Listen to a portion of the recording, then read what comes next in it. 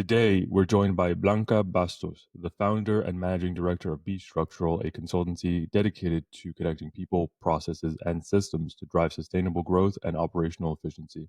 With over 20 years of experience in business and technology projects across various industries, Blanca has a deep understanding of how to dissolve structural faults within organizations. Bstructural specifically specializes in business process management, process automation, and organizational transformation, helping companies achieve end-to-end visibility and continuous improvement. It's going to be an exciting conversation. Welcome, Blanca. Thank you so much, Joe. It's a pleasure to be here with you. It's a pleasure having you. So let's, as always with this podcast, start from the top. How did you get Be Structural started? Yeah, how did I start? Yeah, that's a long journey. So my background is in computer science. I studied computer science many, many years ago. When I started as a professional in that area, I was more oriented to data. At that time, we were having like the new concepts of data warehousing, business intelligence, all that type of concepts. And many things ended up in that space, like lack of data, many problems, business trying to do something, but not knowing how to do it because they didn't have the data, or even when they wanted to change anything, any application or any process, there was always a lot of struggles. So with the time, I definitely used to love data and I used to do a lot of work in that area. But I still realized there were other problems. There were always problems, especially lack of communications between business and technology. Technology has changed a lot, as we know, but also people in technology have changed a lot. But the communication has always, or at that time, was even more difficult than it is now, because nowadays we have more user-friendly technology. It is more accessible to people, but at that time it wasn't. So then I continued investigating and I understood there is a structural fault, what I called a structural fault in most organizations. Because I used to work in different industries, government organizations, private, medium sized, large organizations. And it was that common factor that there is a disconnection between people, processes, and systems. And it sounds a little bit like repetitive. We have heard about people, processes, and systems many, many, many times for many, many years. And sometimes I don't think we understand exactly what it means when we go to the practical side of it. So I realized after so many projects, working in so many different projects in business and in technology, that there is that disconnection. And the disconnection I consider is mainly, there are different factors, but mainly is because most of processes are always in people's minds. Mm-hmm. We rely too much in our memory. We rely too much in our capacity to do our work, which is fine because I consider most people do a good job. Most people want to shine. Most people want to be rewarded, recognized at work. So it's more about knowing what to do when we talk about processes. So when we talk about processes, we think about just process steps and a flow. So we think something a little bit basic, but it's beyond that. So for many years working in different projects, I realized that gap needed to be bridged. And this is how I started. I started because I thought it was a time for me to jump from being a freelancer to build my own company and applying what I actually teach to my own company. So I started with that big desire, or from that big desire of organizing and structuring things, because that's what I'm good at. So this is how basically I started. So I jumped from working in different projects and being focused only on my job to become a business owner where I have to understand the whole thing end to end. What does it entail to actually jump into a business and start to understand what is essentially the complexity of their fulfillment system or however they have things set up? Yeah. Well, one of the things that I always think about is like a company or a business is like a person. It's the same, not the same. Let me Similar. correct Yeah. myself. It's similar. We can compare, right? We can Yeah. compare. It's not the same, but it's similar. So we have different stages in our lives. We can be kids, and then we are teenagers and adults, and we have a very similar path. We follow very similar paths in our lives. Of course, we are impacted by culture, gender, age, or many other factors, but we have a similar path. With companies, it's similar as well. How you start a company is never easy. You know, starting is very, very difficult. I think in most cases, unless you have a lot of money and then you can invest and, you know, you have everything there available, which is probably not the rule, but the exception. So then most of the time we dream about having a company and thinking that when I have my own company, so then I don't have a boss and then I'm a little bit more independent and I'm going to be happier, or I will have more time for myself. And we think many things, but the way that I have experienced this is like, it's actually the other way around, right?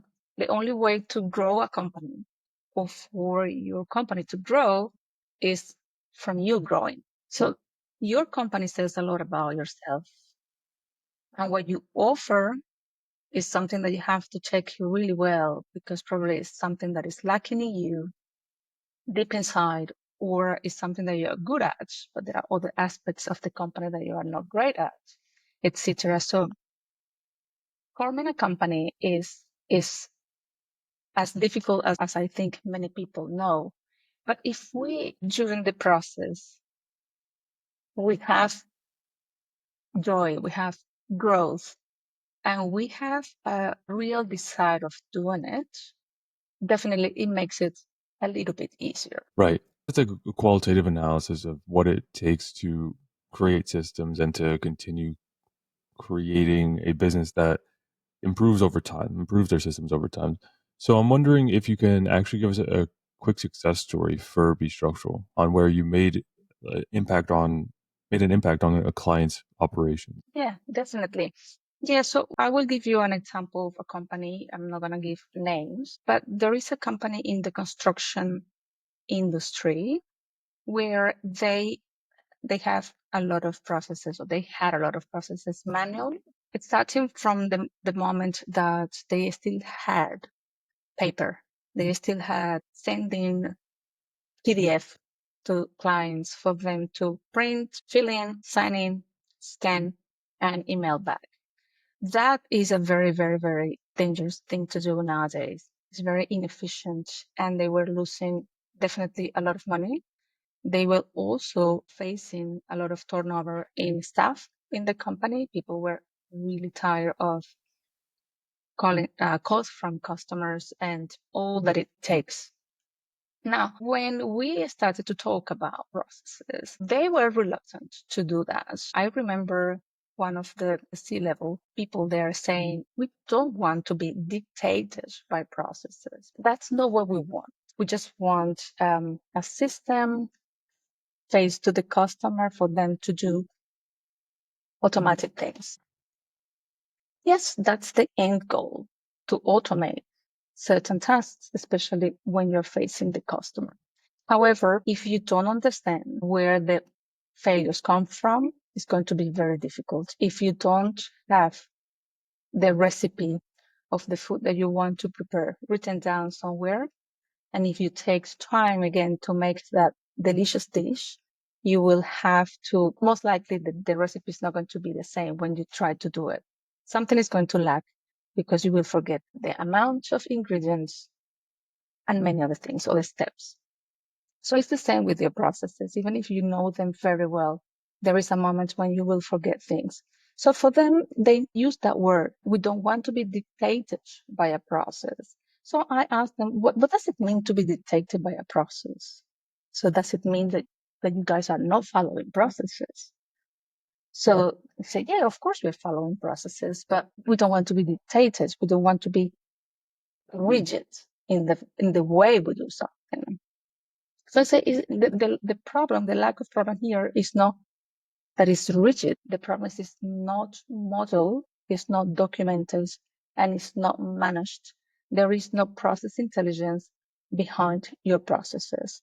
I ask them, if I ask you right now, the time that you invest in each of those forms flowing from end to end, if I ask you right now, in the staff involved in these processes, if you know exactly what processes each of your staff is involved in, do you have that data? And they say no.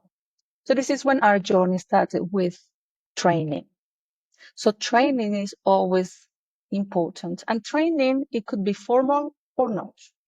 We can do formal training when we talk about processes, when we talk about a particular BPM tool that we're going to use, etc. But also training is about that organizational change, which is implicit when we are doing the exercise of modeling. So even that they were reluctant, but at the same time that they needed something. The problem is they didn't know exactly what they needed. And that happens a lot when we're talking about structuring people, processes, and systems. It happens a lot. They understand the consequences, but they don't know where that comes from. So we started by training, by getting a lot of people involved, step by step, completely at the beginning, etc., etc. And then after some time, they started to speak the language. They started to understand what a level 4 is when we're talking about the process architecture, what the content is, how to generate the content. So it was a journey of them getting trained in what it is at the same time that we were modeling their processes and also generating reports for them to decide what processes they wanted to automate, how to automate them, etc. So they ended up, and we were together with another company that were in charge of creating and improving the website, and all of that part. That's not our part. We worked together, and they ended up forming a group. That was our recommendation, to have a BPM group. They have 3 people only, but they are good. They are well trained to maintain the processes.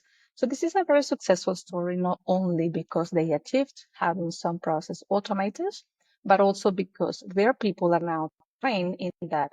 And although it's not perfect, they have a lot of process-based management in their company.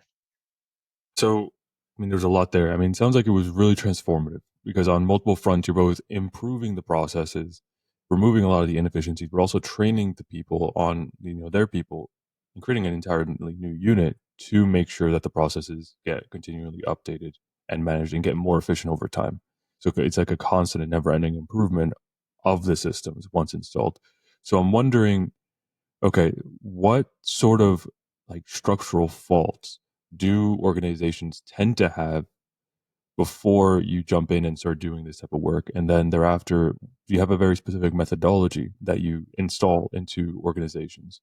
Does it that same methodology work for everybody? I know there's 3 questions there, but I'm just wondering, like really curious right now. Okay, definitely. So where we start by doing a diagnosis of where they are in something that we call, and it's not only in the structural, this is something known, which is what is called BPM maturity level, business process management maturity level. We use 5 levels from basic to continuous improvement level, and there are different ways to call it. So we start with a set of questions that we have to understand where they are at that maturity level. It could be that they have no processes documented at all. They don't even have conscious of the importance of documenting processes, or it could be that they are conscious about processes. Some of the processes could be actually done repetitive somehow. So there are different levels. So depending where they are after, sometimes depends on the size of the company, that could take a month of work from us just to determine that, doing workshops with different people, key people. We're trying to involve as many people as possible because sometimes we forget the people who are actually doing the work.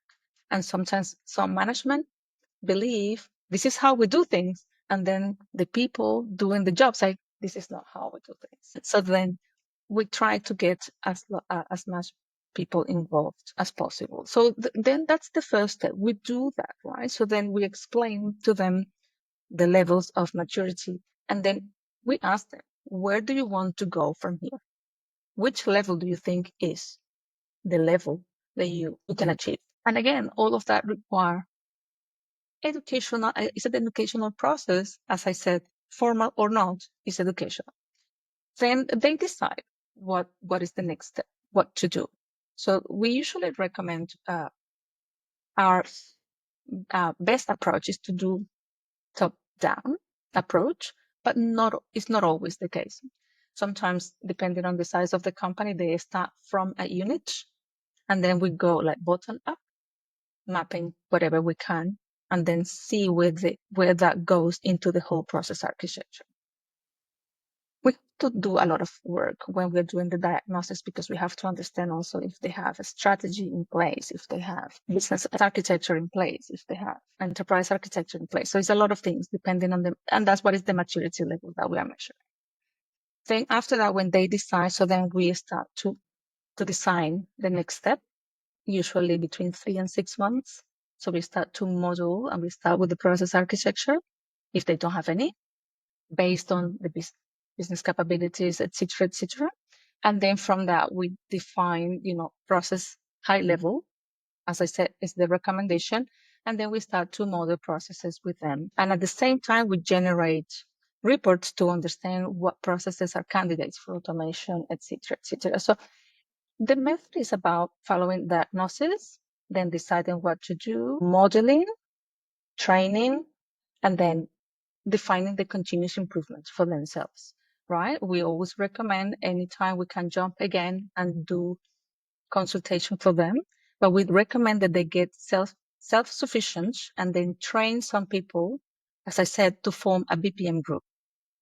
So it's all of those steps, but it varies according to where they are at and where they want to be. I don't know if I answered all the questions. You did. You answered the majority of them. I think, if anything, to follow up, so you have this diagnosis and creation process, right? And you're looking at all of the real stakeholders in a process and making sure nobody gets sidelined simply because of seniority, which is, one of the larger issue that most people tend to believe. I'm wondering what the most common structural faults are, though, for organizations. Like, do they, I guess, like you said earlier in this conversation, they don't have anything processed, or maybe they overlook the people who are actually doing the work. But maybe it's more like architectural inside the business, more structural, where they actually have business and sales not talking to each other, or that client acquisition system not speaking to the back end fulfillment system, or whatever it might be. What tends to be like the most common structural issues that or faults that you see inside of businesses? Yeah, that's a very good question. All of the above, the ones that you already mentioned. But the thing is, most of the times when we talk about a problem, we don't go deeper enough. We don't break it down enough to see where the Really? problem comes from. We usually have the tendency to think about consequences of the problem. Like, for example, this system is not working. That's a very general statement. And it's true, it's not working. So there are things in the system that are not working. But we have to go deep inside and see, is it the system? Is it the process? Is it part of the system? What is not working? So we have to go deep and deep. And one of the things that they don't do is that it's always that idea of quick wins.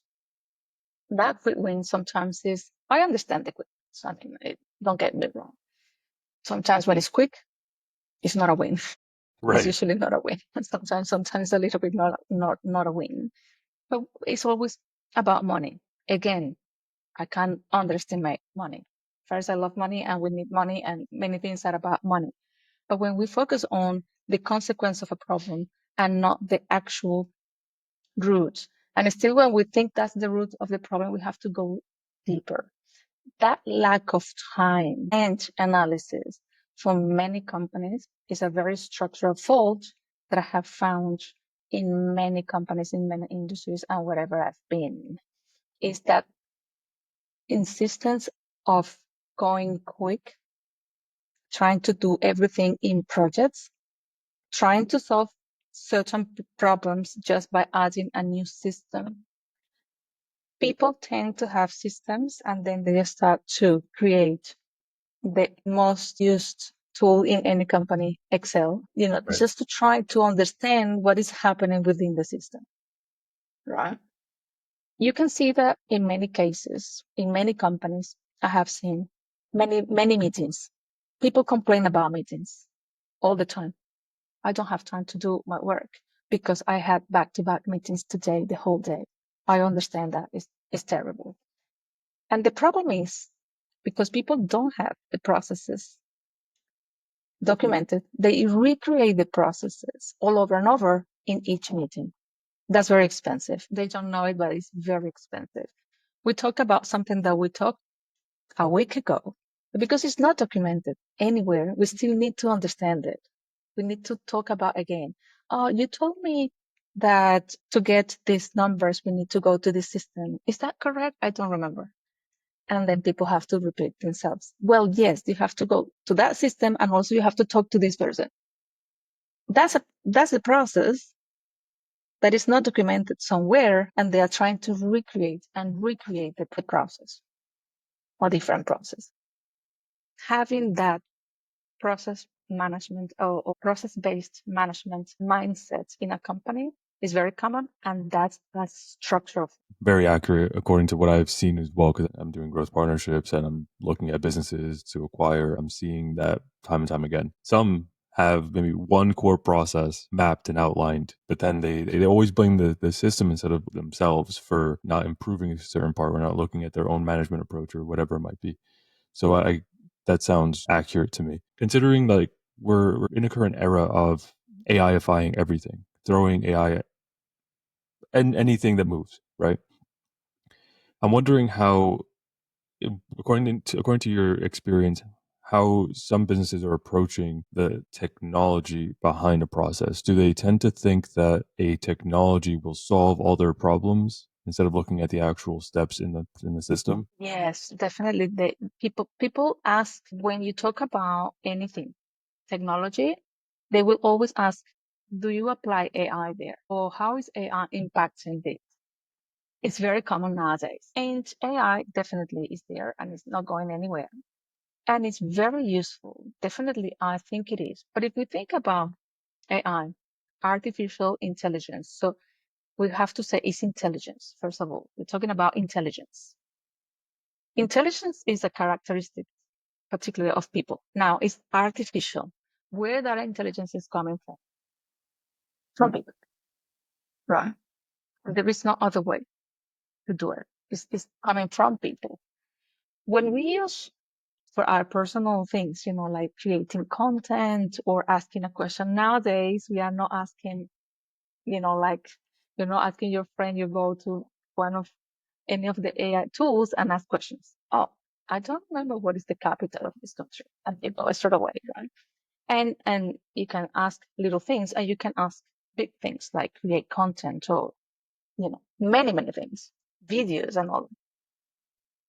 But if you go to the tool and you don't have the foundation of what you want to get, you're not going to get it. Right? You're not going to get. Imagine that you say, I want to write a book using one of the AI tools. You could even ask, write a book about something that you like, and then you put your name, all right? But that's not going to work. Nobody's going to recognize you if somebody interviews you about a book. You have no clue about the book. But if you go and say, like, you want to talk about, let's say, processes, and you want to use AI to help you with writing a book, you can, right? Because you can at least see if what is written makes sense or not. Maybe you learn a couple of things, but if you don't have that foundation, it doesn't work. So with processes, it's the same. Some technology is already in place for BPM tools to be more intuitive and create a process based on what people are describing, etc. But most of the times people can't describe a process properly, especially people who perform the process are how can I say that? They are the least ones to explain the process properly unless someone who is an expert in writing processes can ask the right questions. I'll give you a silly example because this is a silly example that I always use. Okay. You know, your mom, your grandma, whoever prepares a delicious food for you, and you love that dish, and then you say, I'm going to prepare that dish. And then you go and ask him, okay, how do you do this? What is the typical thing? This is easy. This is easy. You just put a little bit of salt, you put a little bit of this and a little bit of that. Nobody can replicate that with a little bit of salt and a little bit of that. No one, right?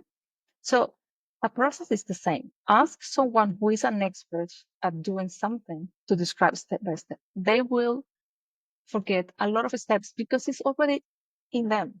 It's like doing something that you do every day.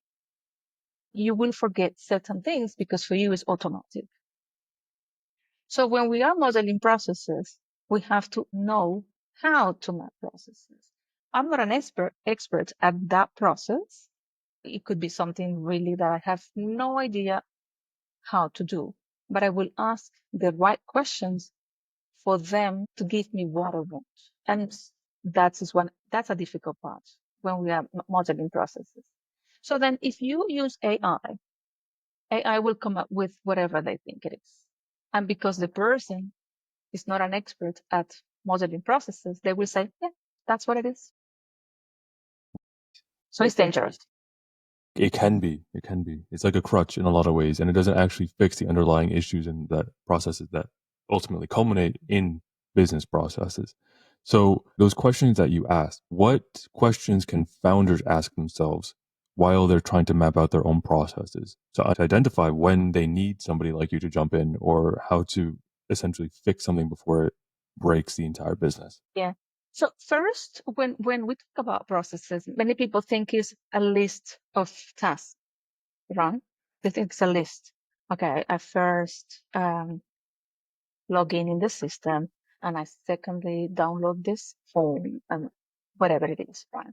But when we are trying to model, we have to understand how those tasks interact with other tasks. We need to understand as well the sequence, the exact sequence, and all the process roles. I mean, all the performers or the actors within the process, how they interact, what comes first. Is it really this comes first than the other task, or is it parallel? Or what about the scenarios? Like sometimes people don't have the scenarios clear. They just mention a couple of them. The difference is like if I'm going to do like a program for a software and I put that program into the system, it has to be exact. Otherwise it doesn't go, right? I have to show every path possible because if the machine is trying to read a variable and it doesn't find the value to assign to that variable, explode. When we are talking about processes, yeah, just documented, nothing is going to explode. But if I think on the potential scenarios, because I know that if there is a variable without a value, when somebody comes to that scenario, they don't know what to do. So there are questions about that people wouldn't ask themselves because they are not experts at that. They're experts at something else, finance or HR or whatever they are. Imagine trying a doctor to map their own process. You know what I mean? Yeah. So that's why asking the question especially from someone who doesn't know the process is important because you will ask everything that you don't know.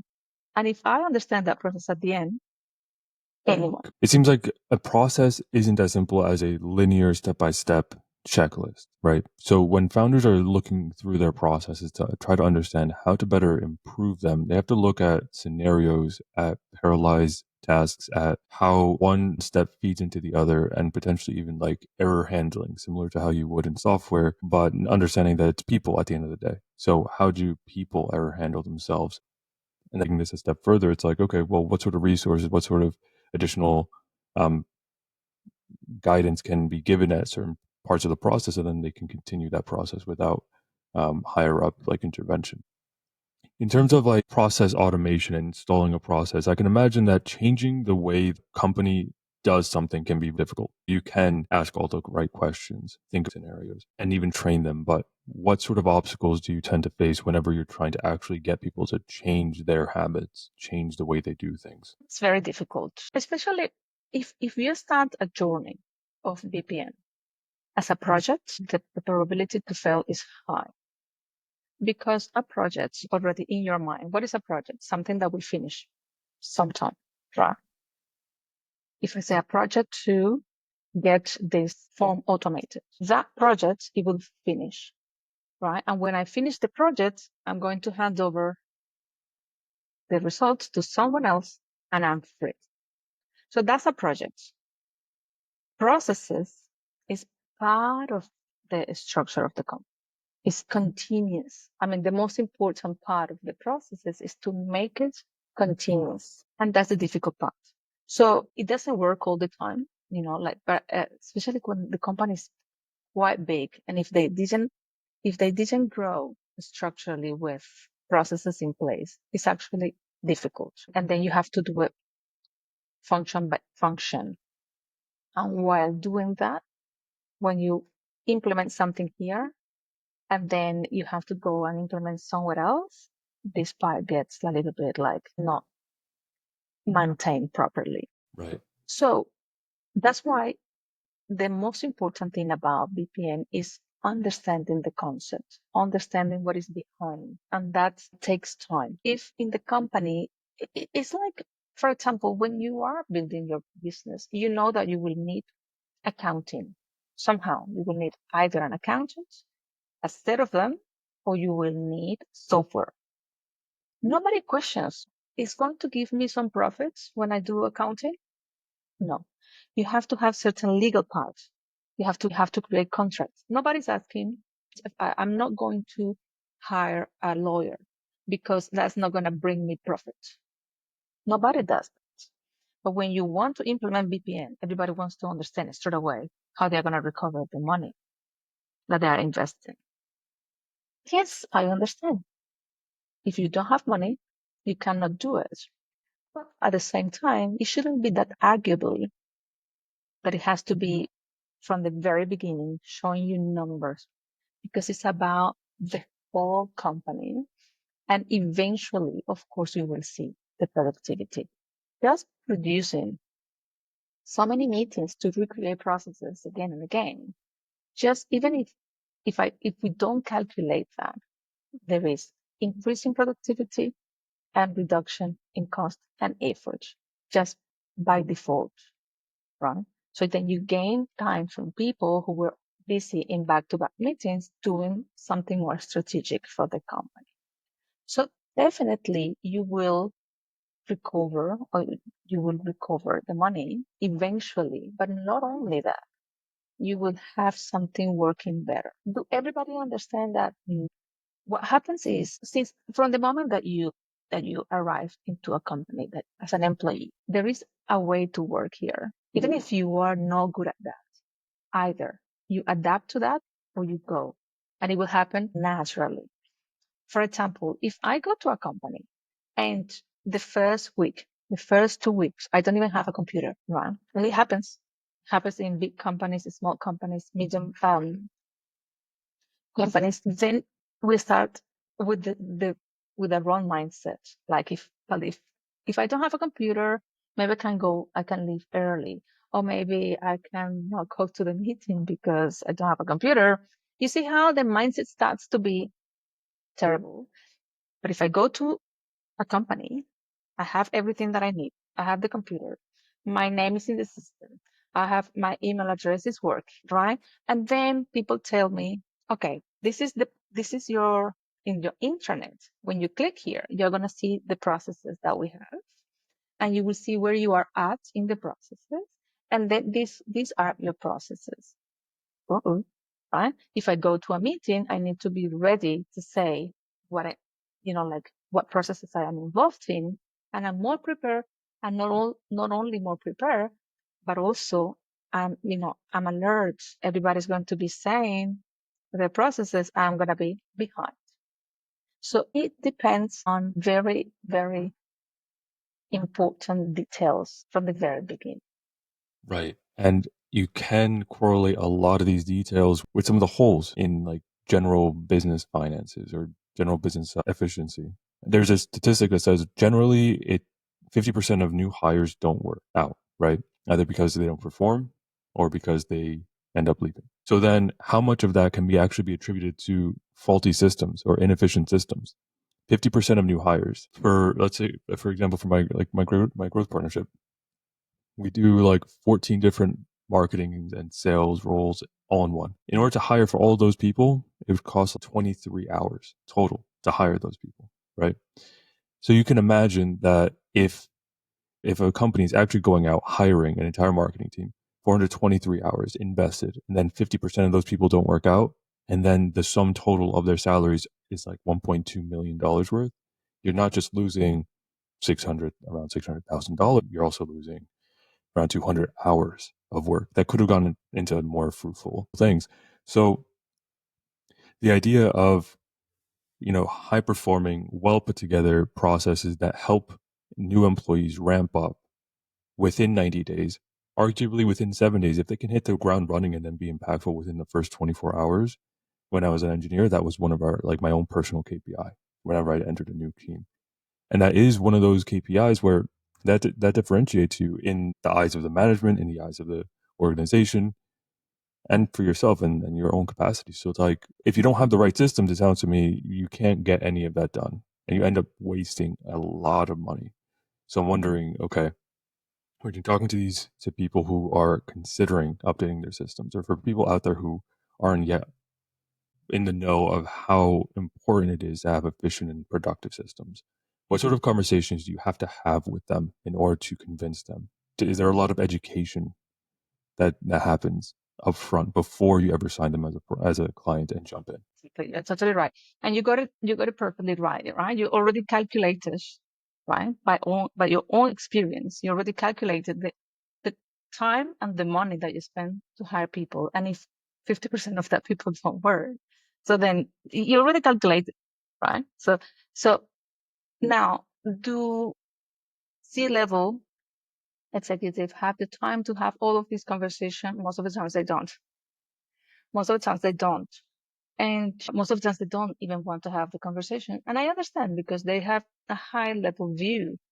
They don't want to get involved into a lot of detail as we are doing in this conversation. So then what we try to do is to offer training, like training. In this case, is informative. In this case, it's like 20-minute presentation talking about those examples, right? And sometimes we have to go deep into detail. What I have learned through experience is like when you coach into something very simple, and even that is not company, as I put the example of the recipe, or people, I think they capture something. They just match between processes and normal life.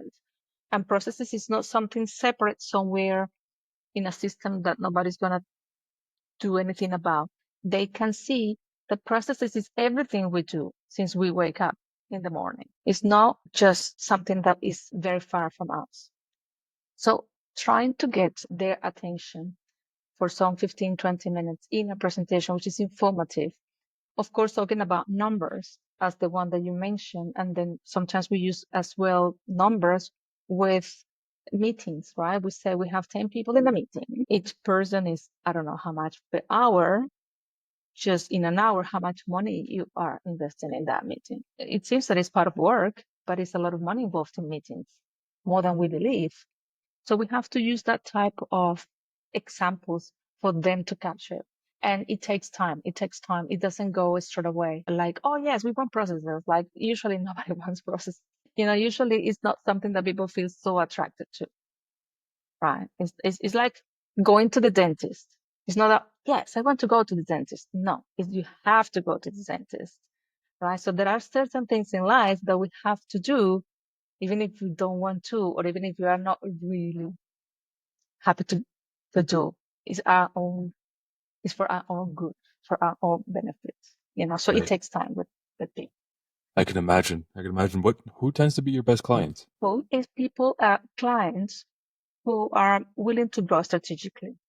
People who like to have standards like Big Four, ISO standards, and that type of people care about the way they are growing.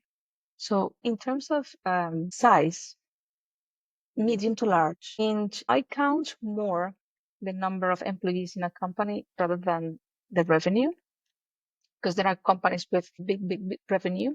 They will embark into processes just because they have a lot of money and they don't really want that. So then I count more number of people, number of staff.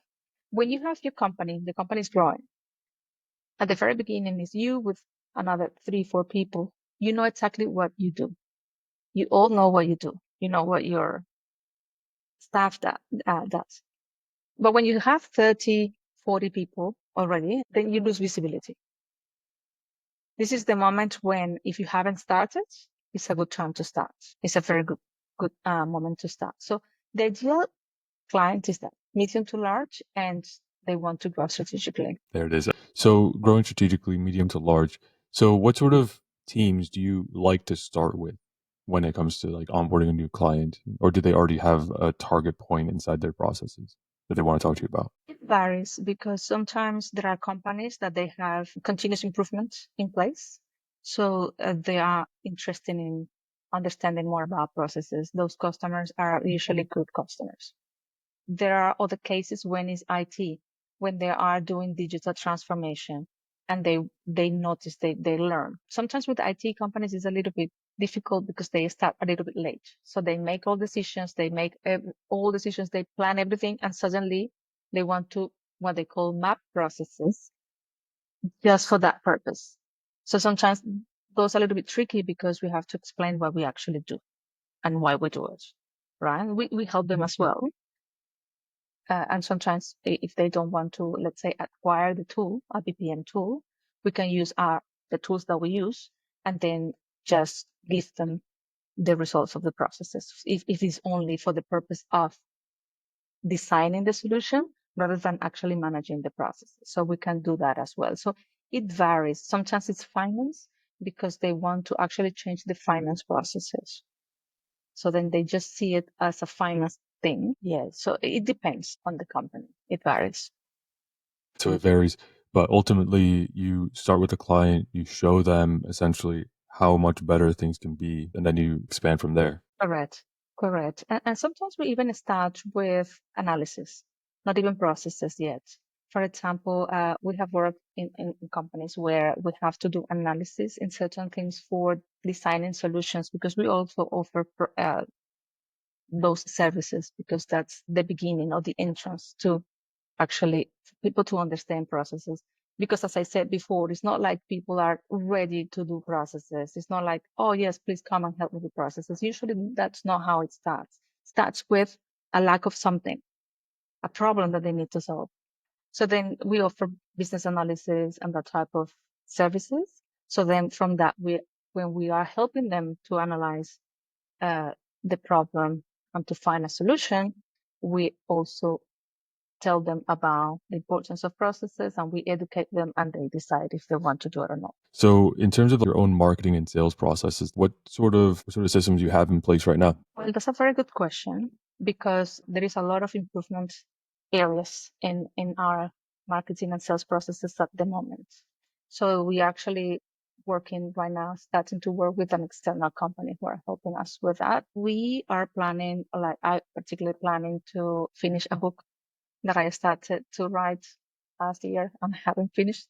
So I'm Good. planning, I don't want to promise date, but I want to finish this year, sometime this year. And I think it's going to be important to understand processes from a different perspective of the typical process, right? Like the typical technical or business side, it goes as well with your internal process of growth. Interesting. So that's one of the things that I individually planning to do and get this. So definitely, I consider we need to generate more content.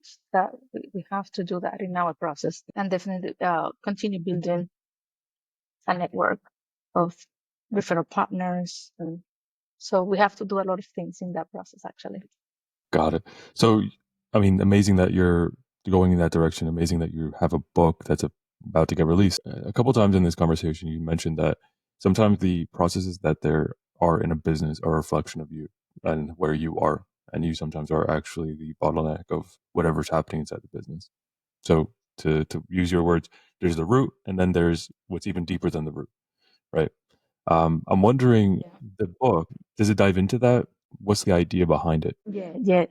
Yeah. Actually, the name of the book is the process of growth, and it talks about that if you don't grow, your company doesn't grow. Right? That's the most important thing to talk about. And I tell stories about normal life, where when you analyze conversations, sometimes you analyze conversations between two people, for example, you notice so many things that the people who are actually talking don't even notice. That is Really? fascinating. And all the decisions that we make without even listening to ourselves, right? So one of the important things to learn from that book is like what we think, what we say, what we feel, and what we do have to be aligned. And most of the times they are not aligned. All of those things are not aligned. It's our nature. It's our human nature. We think something, we say something else. We say something, but we feel something different. And then we really don't even do what we say we're going to do, or we do something completely different. I think that's a very common situation for people in general, right? We say, well, I'm going to do exercises. And then 2 years later, you haven't even started. Or so many things. And they are little, or they look, or they appear to be little, but they are very important. So in that book is about understanding how our life is a whole process and how a company could be compared to a person, right? So if I say that what I think, what I say, what I feel, and what I do have to be aligned, that could be translated into a company. So what I think, what I want, what I think that I want to do as a business owner or as a leader, because it could be a company that is 20 years in operations already. There are always opportunities for improvement. So what I think, what I want to do, what I say, which is my strategy. What is my strategy? This is what I say I'm going to do. How I feel about the strategy. Do I feel that that's just going to be a document stored somewhere, or I'm actually going to do it? I'm actually doing something to execute my strategy, right? So it's very similar. It's comparable that in a company we start on a project. I don't know if you have seen that there is always a picture like a horse, and then I don't know if you have seen that one. It's very typical. There is like the picture of a horse, but at the beginning is perfect horse, and then it start to look like if a kid is actually drawing that. Have you seen Yeah. that? Very very common to describe projects, because you start the project and you say we're going to do this and that, and suddenly you spend all the money and you're not even halfway. Mhm. It's because we are not aligned in what we think, what we say, what we feel, and what we do.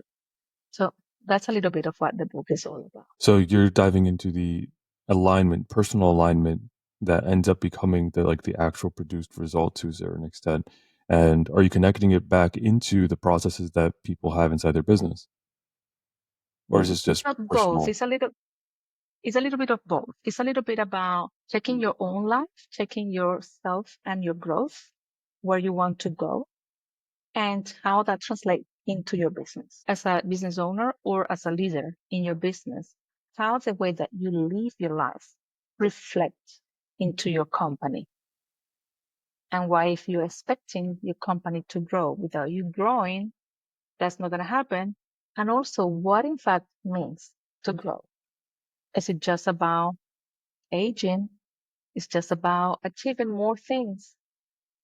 Or is about going beyond your automatic self? So this is a little bit of what I'm talking about in the book. What does growth mean to you? Growth means to always go beyond my automatic self.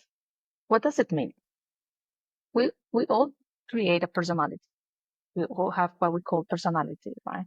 I am strong, or I am weak, or I am intelligent, or I'm a little bit this or that. So we all have that. And there is a part of that that is kind of easy for us. Some people are good at exercises. So for them, running or doing something is very easy. For some others, analyzing is natural, right? But there is always some other factors that we struggle to actually master, even if we want to. So going beyond that, because growth, it doesn't have to be the same for everybody. Like the fact that for me, growth is like to make my business successful. It doesn't mean for someone else they have to have a business. No, they could be an employee the rest of their life and it's still growing because it's nothing to do with that. It's growth is going beyond yourself, what you are used to do, what you are good at. It's going beyond it. It's like growth is like an spiral. I don't know how to say that word, spiral. Right. You know that? Yeah. Yeah. So it's because everything goes like that in spiral, but it's going wider and higher. So this is what growth is. I could ask you questions all day, it seems like. Well, I guess last two questions. What are you doing right now to grow? What I am doing right now to grow? That's a very good question. Actually, improving everything in my business is something that is part of my growth. But what I'm doing is every time that I speak, that I say something, I try my best to listen to what I say, not to what I think I said, but to actually what I said. That's a very difficult exercise because we are not trained to listen to ourselves when we are talking. Right? So we call active listening. It's not just active listening. It's about actually listening to what you say instead of what you think you said. So for me, it's checking myself every time that something happens to me, especially if it's something that annoys me. It's about stopping and instead of blaming that person, it's about seeing that person as a mirror and saying of that because it's not automatic. It's not like if you are rude to me and I get impacted, I'm automatically rude. It doesn't work that way. It's why your rudeness is impacting me. I have to check that, right? What I do about you, if I talk to you again or not, that's a different story. But what is someone showing about me? And that happens when it impacts you, when it annoys you somehow. So I'm trying my best to do things that I'm not used to do. Like in the past, waking up early for me was really difficult. And that's something as silly as it sounds, it could be very challenging for someone. Improving my health in terms of what I eat, all of that is growth for me. Last question here. What is something that I haven't asked you that I should have asked you that you would like to tell the audience? That's good. That's a good one. Well, let me think. That's not something that I have in mind. But when I talk about be structural or something structural, probably everybody understands what that is, but maybe not. So something that I consider structural and why I talk about the structure in the people, processes, and systems is if we want to assess if something is structural or not. Let's say within a business, in this case, it could be within a person, but within a business, what is structural, right? It's something that if I impact, everything else is impacted, right? It's like in your body. If you impact your cells, everything else is impacted. So probably your hair, if I cut my hair, that's not structural. But if my DNA is impacted, that's a structure. Right. In a building, if a door is broken within the apartment, that's not structural. But if base, a column is impacted, that's structural. So in the business, people, processes, and systems are structural. If you impact your people, you impact the whole company. If you impact your systems, you do as well. And if you impact your processes as well. So that's why, looking at the structural way of connecting people, processes, and systems is absolutely fundamental for success in business. That's probably one of the questions. Agreed. It makes you an exponential entrepreneur in a lot of ways. one action turns into a multiplied effect. Understood and agreed. Something that you do that, yeah, yeah, Exactly. that Exactly. impacts everything else. Amazing. Well, Blanca, I really appreciate your time today. It seems to have been a great conversation because we're an hour in. Um, and hopefully it's the first of many. Exactly. Hopefully that wasn't the last question. That was the last question for today. Exactly. If anything in the future, would love to have you back on to talk more about the book once it's actually out and released. Absolutely. Yeah, that's a good idea. And that makes me commit more to finalize it. And Great. I really appreciate the time. Your questions are amazing, by the way, and your podcast that I have checked as well. So congratulations on this. I think it's a important work, the work that you do to inform an audience and to give opportunity to business owners as well to express themselves. So thank you for that, Joe. Yeah, of course. It's our pleasure, truly, to give you all the platform. So until next time, thank Blanca. Thanks everybody for Until listening. next time. Thank you. Thank you so much. Bye.